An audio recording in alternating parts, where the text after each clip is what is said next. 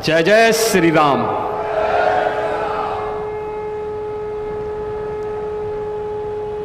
अवधपुरी सम प्रिय नहीं सो, यह प्रसंग जाने को। जन्मभूमि मम पुरी सुहावनी, उत्तर दिशि वह सरजो पावनी।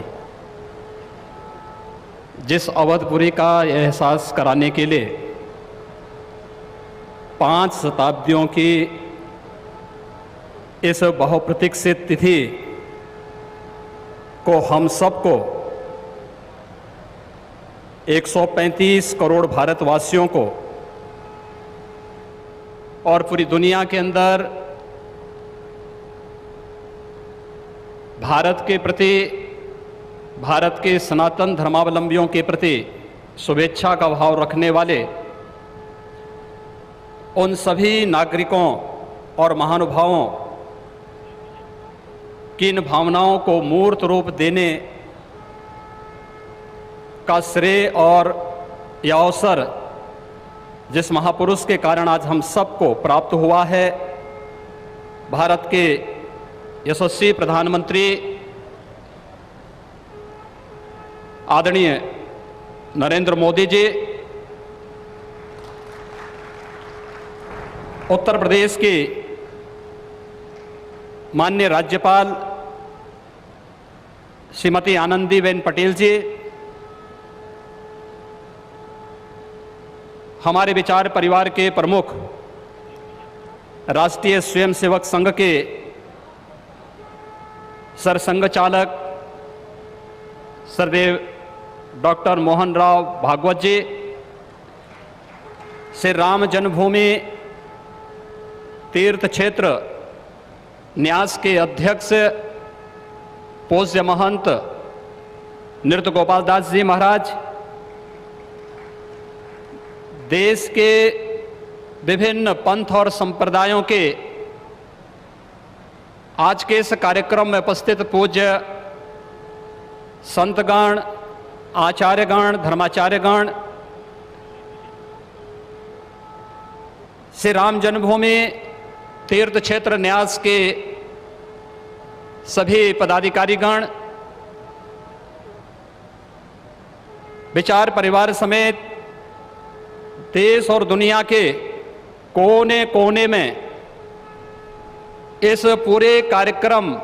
का साक्षात अनुभूति करने वाले सभी मर्यादा पुरुषोत्तम भगवान श्री राम के सभी भक्तगण और तीर्थ क्षेत्र न्यास के महासचिव श्री चंपत राय जी,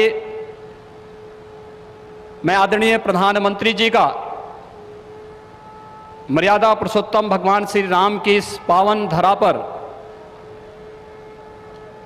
5 शताब्दी की इस बहुप्रतीक्षित लंबे संघर्ष और साधना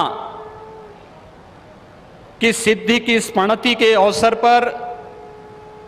भूमि पूजन और कार्य शुभारंभ के इस अवसर पर उत्तर प्रदेश के इस धराधाम पर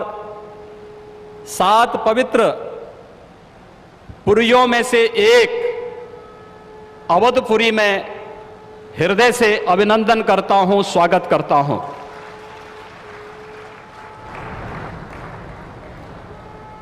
पांच 500 वर्षों का एक लंबा, बड़ा और कड़ा संघर्ष, साधना, लेकिन भारत के लोकतांत्रिक मूल्यों, भारत की न्यायपालिका और भारत की कार्यपालिका की ताकत शांतिपूर्ण ढंग से, लोकतांत्रिक पद्धति से और संविधान सम्मत तरीके से समस्याओं का समाधान कैसे हो सकता है, आदरणीय प्रधानमंत्री जी के नेतृत्व में भारत ने दुनिया की सभी ताकतों को इस बात का एहसास कराया है। और यह दिन हम सबको, पूरे भारतवासियों को इस शुभ घड़ी का एहसास कराने के लिए, क्योंकि इस घड़ी की प्रतीक्षा में हम सब की कई पीढ़ियां चली गई। पूज्य संतों ने, अनेक महापुरुषों ने अनेक वीरांगनाओं ने अपना बलिदान दिया और वे एक ही तमन्ना लेकर के कि अपनी आंखों के सामने ब्रह्मांड नायक मर्यादा पुरुषोत्तम भगवान श्री राम के भव्य मंदिर के निर्माण के कार्य को हम अपनी आंखों के सामने देख सकें। लेकिन संघर्ष चलता रहा, साधना चलती रही, अनवरत ये कार्यक्रम चलते रहे, लेकिन लोकतांत्रिक मूल्यों और आदर्शों की रक्षा करते हुए संविधान सम्मत तरीके से, शांतिपूर्ण तरीके से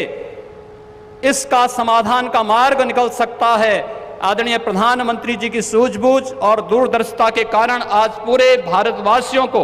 यह गौरव की क्षण का अवसास होने का अवसर प्राप्त हुआ है। मैं इसलिए उनका आज के इस अवसर पर हृदय से